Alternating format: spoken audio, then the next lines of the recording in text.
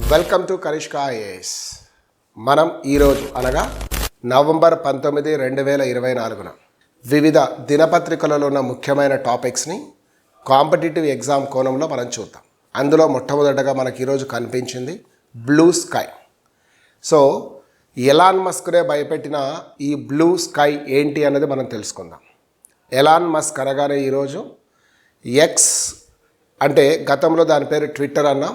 X అధిపతిగానే కాక star లింక్తో పాటు అనేక బిజినెస్లలో తను టాప్గా మనకు కనిపిస్తూనే ఉన్నాడు. కానీ అలాంటి ఎలాన్ మస్క్ను భయపెట్టింది ఏంటంటే బ్లూ స్కై అని పిలువబడే ఒక న్యూ సోషల్ మీడియా. ఈ న్యూ సోషల్ మీడియా యొక్క అధిపతి ఎవరు అన్నది కనుక మనం చూస్తే గతంలో ట్విట్టర్కు సీఈఓగా పనిచేసిన జాన్ గారే ఈ యొక్క బ్లూ స్కై అనే దాన్ని డెవలప్ చేయడం అనేది జరిగింది. గతంలో తను సీఈఓగా ఉన్నప్పుడే ఇంటర్నల్ డెవలప్మెంట్లో భాగంగా ఈ బ్లూ స్కై అనేదాన్ని డెవలప్ చేశారు. ఎందుకు ఈ బ్లూ స్కై అంతగా దూసుకుపోతుంది అని చూస్తే డొనాల్డ్ ట్రంప్ అమెరికా అధ్యక్షుడు ఎన్నికలలో పాల్గొంటున్నప్పుడు ఆయనకు మద్దతుగా ఈ యొక్క ఎలాన్ మస్క్ ఉండడం, ఫలితాల అనంతరం చాలామంది అమెరికన్లు ఈ ఎక్స్ నుంచి లాగౌట్ అయి బ్లూ స్కైను చూజ్ చేసుకోవడం వల్ల గడిచిన ఒక 10 రోజులలోనే దాదాపుగా 90 lakhs అంటే 1 కోటి మంది అనుకోండి. 90 lakhs అంటే దాదాపుగా. సో అంతమంది దాన్ని విడనాడడం అనేది మస్క్ నిజంగా అసౌకర్యంగా కనిపించిందని మనం చూడొచ్చు. దీని తర్వాత రెండవ టాపిక్గా మనం చూస్తున్నది ఏంటంటే అపార్ అన్నం. సో సాధారణంగా ఆధార్ కార్డ్ అనేది భారతీయులందరికీ ఒక ఐడెంటిటీ కార్డ్ లాగా కనిపిస్తుంది, ఒక గుర్తింపు కార్డు.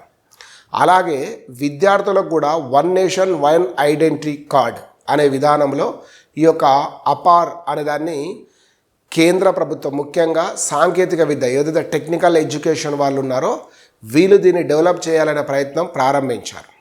సో ఈ అపార్ అంటే ఏంటి అన్నదాన్ని కనుక మనం చూస్తే ఆటోమేటెడ్ పర్మనెంట్ అకాడమిక్ కార్డ్ అనేదాన్ని మనం చూస్తాం. సో ఈ యొక్క ఐడెంటిఫికేషన్ ఇది ఉంటుంది. ఒకసారి ఒక అభ్యర్థికి సంబంధించి కార్డు కనుక ఇష్యూ అయితే దేశంలో ఎక్కడున్నా జస్ట్ మనం సెర్చ్ కనుక చేయగలిగితే ఎడ్యుకేషన్ దాంట్లోకి వెళ్ళి వెబ్సైట్లోకి ఆయన స్కూల్ ఎక్కడ చదివాడు, ఇంటర్మీడియట్ ఎక్కడ, హయ్యర్ స్కూల్ ఎక్కడ, మొత్తం డీటెయిల్స్ అని కూడా ఒకే దగ్గరికి వస్తాయి. మనకు సింగిల్ విండో విధానంలో స్టూడెంట్ డీటెయిల్స్ తెలుసుకోవడానికి పనికొస్తుంది అనేది మనం చెప్పుకోవచ్చు. మూడవ టాపిక్ ఏంటంటే మనకు భారతదేశంలో రైతు ఉద్యమాలు అనేటివి చూసాం. ఈరోజు ఫ్రాన్స్లో సిమిలర్గా అదే ఉద్యమం ప్రారంభమైంది. ఫ్రాన్స్ పీజెంట్స్ దేశవ్యాప్తంగా నిరసన కోసం సిద్ధమయ్యారు. కారణం ఏంటంటే యూరోపియన్ యూనియన్ వాళ్ళు మెర్కోస్కర్ తోటి ఒక ఒప్పందాన్ని చేసుకోవడం. ఈ మెర్కోస్కర్ అనేది ఏంటి అంటే మనం కనుక చూస్తే లాటిన్ అమెరికా ఖండం ఏదైతే ఉందో ఆ ఖండంలో ఉన్న దేశాలనే ఒక క్లబ్గా ఏర్పడ్డాయి. అలా ఏర్పడ్డది ఏంటంటే so Argentina, Brazil, Venezuela, Bolivia మొదలైన దేశాలన్నీ కలిపి ఏర్పడ్డాయి అనేది మనకు తెలుసు. అలా 1991లో ఐడియా మొదటిసారిగా వచ్చింది. 2004లో ఇది ఫామ్ అయింది. సో 2016లో ఈ మెర్కోస్కర్ నుంచి వెలివేయబడ్డ దేశం ఏది అని చూస్తే కనుక మన వెనిజులా. ఆ తర్వాత దీని ప్రధాన కేంద్రం అనేది ఉరుగ్వేలోనే ఉంటుంది. ఇక్కడ ఉపయోగిస్తున్న లాంగ్వేజెస్ కూడా స్పానిష్ అండ్ పోర్చుగీస్ను ఉపయోగిస్తున్న అఫీషియల్ లాంగ్వేజ్గా. మరి ఫ్రాన్స్ రైతులు దీంతో ఏంటి గొడవ అంటే యూరోపియన్ యూనియన్ ఈ యొక్క లాటిన్ అమెరికా దేశాల కూటమితో ఒక ఒప్పందం చేసుకొని అక్కడి నుంచి ఉత్పత్తి అయిన వ్యవసాయ ఉత్పత్తులను ఇక్కడ ఇంపోర్ట్ చేసుకోవడం వల్ల ఇక్కడ పంటలు పండించిన రైతులకి అనేక ఇబ్బందులు ఏర్పడుతున్నాయనే ఉద్దేశంతో ఈ కార్యక్రమాన్ని చేపట్టారు.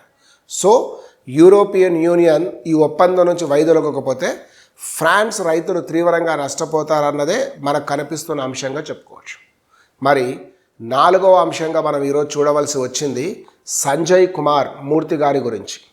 ఈయన ఆంధ్రప్రదేశ్కు చెందినవారు. వీళ్ళ తండ్రి గారు కూడా గతంలో ఐఏఎస్ అధికారిగా ఉండేవాళ్ళు. ఆయన అమలాపురం ఎంపీగా కూడా 1996లో పనిచేశారు వీళ్ళ తండ్రి గారు. ఈయన 1989 టైంలో ఐఏఎస్ అధికారిగా హిమాచల్ ప్రదేశ్ క్యాడర్కి ఎన్నికై చాలా కాలం పాటు కేంద్రంలోనే పనిచేస్తూ ఈరోజు కాగ్ అంటే కంపోటర్ అండ్ ఆడిటర్ జనరల్గా ఎన్నికైన లేదా నియామకమైన తొలి తెలుగువాడిగా పేరుగాంచాడు. గతంలో ఒక ఐఏఎస్ అధికారిగా ట్రాక్ రికార్డును కనుక మీరు గమనిస్తే ముఖ్యంగా ఈయన వల్ల న్యూ ఎడ్యుకేషన్ పాలసీ ఇంప్లిమెంట్ అవ్వడంలో చాలా ముఖ్యమైన పాత్రను పోషించాడు. అప్పుడు ఈయన ఎక్కడ ఉండేవాడు అంటే కేంద్ర విద్యాశాఖ దగ్గర సెక్రటరీగా పనిచేస్తూ ఉండేవారన్న చూసాం. ఈ 4 తర్వాత మనకు ప్రధానంగా కనిపించింది ఒకటి ఏంటంటే ఒక వ్యాసం కనిపించింది. అది జిఐకి సంబంధించింది, జాగ్రఫికల్ ఇండెక్స్ లేదా జిఐ ట్యాగ్ అని పిలుస్తూనే ఉన్నాం. ఈ జిఐ ట్యాగ్ ఏంటి అన్నది కనుక చూస్తే, సో ఒక ప్రాంతంలో ఉత్పత్తి అయిన వస్తువులు అవి ఆహార పదార్థాలు కావచ్చు, వ్యవసాయ ఉత్పత్తులు కావచ్చు, లేదా కుటీర పరిశ్రమల ద్వారా ఉత్పత్తి అవుతున్నాయి కావచ్చు. ఎగ్జాంపుల్గా మనం చెప్పుకోవాల్సి వచ్చినప్పుడు బొబ్బిలి వీణ కావచ్చు, అరకు కాఫీ కావచ్చు, డార్జిలింగ్ టీ కావచ్చు, హైదరాబాద్ అలీం కావచ్చు, పోచంపల్లి దగ్గర ఇక్కత్ కావచ్చు. వీటిని జిఐ ట్యాగ్ అంటే ఇదే ప్రాంతంలో ఇవి ప్రధానంగా ఉత్పత్తి అవుతాయి అన్న దానికోసం జిఐ ట్యాగ్ అనేది ఒకటి ఇచ్చారు. First time the GI tag మీద ఐడియా వచ్చింది ఎవరికంటే ఫ్రాన్స్లో ఈ ఐడియా రావడానికి ఏంటంటే ప్రపంచవ్యాప్తంగా అనేక రకాల మ్యాంగోస్ అనేవి ప్రొడ్యూస్ అవుతాయి, కానీ అందులో ఆల్ఫోన్సా అనేది చాలా క్వాలిటీ గుడ్. సో ఈ క్వాలిటీ ఉన్న ఆల్ఫోన్సా ఏదైతే ఉందో దానికోసం ప్రారంభమై చిన్నగా ఈరోజు ప్రపంచవ్యాప్తంగా దాదాపు 70,000 జిఐ గుర్తింపు పొందిన ఉత్పత్తులు ఉన్నాయి. కానీ ఈ 70,000లో చైనాలో 9,000 ఉంటే, యూరోపియన్ 5 అంటే, చిన్న దేశమైన స్విస్లో 4,000 దాకా ఉంటే, భారతదేశంలో చాలా స్వల్పంగా ఉన్నాయని మనం చెప్పుకోవచ్చు. భారతదేశంలో జిఐ ట్యాగ్ గుర్తింపు పొందిన వస్తువుల సంఖ్యను కనుక మనం చూస్తే కేవలం 605. ఏపీలో 19 అయితే తెలంగాణలో 17 కనిపిస్తాయి. సో ఇంత తక్కువగా ఉండడానికి గల కారణాలు ఏంటి అంటే ఇంకా మనం ప్రాసెస్లో ఉండడం ఒకటైతే, సో దాంతోపాటుగా మనం 2018లోనే 1 డిస్ట్రిక్ట్ 1 ప్రొడక్షన్ అనే ఒక నినాదంతో భారతదేశంలో ఉన్న 716 జిల్లాలలో ఉత్పత్తి అవుతున్న వివిధ ఉత్పత్తులని జియో ట్యాగ్ కిందకు తీసుకురావాలనే ప్రయత్నం చేసి చివరికి దాదాపు 1060 దాకా అయితే మనం గుర్తించాం. ఇంకా గుర్తింపు రావాల్సి ఉంది అన్నది మనం తెలుసుకోవచ్చు.